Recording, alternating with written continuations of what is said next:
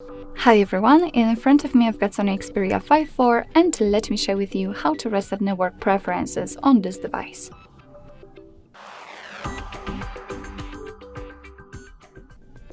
So first of all, we have to enter the settings, and now let's scroll down to the very bottom to find the system.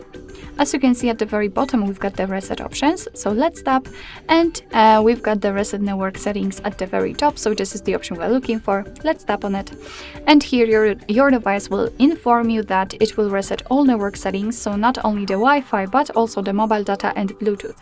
Here you can also erase downloaded SIMs, it's up to you if you want to remove it. If you're ready, just tap on reset settings. If you've got any kind of screen lock currently set, then your device will ask you to enter it in order to confirm the whole step. And here you've got also the warning that you cannot undo this action. So just tap on reset settings if you're ready. And as you can see, the network settings have been reset successfully. So actually that's all. This is how to reset network preferences in your SONY Xperia 5.4.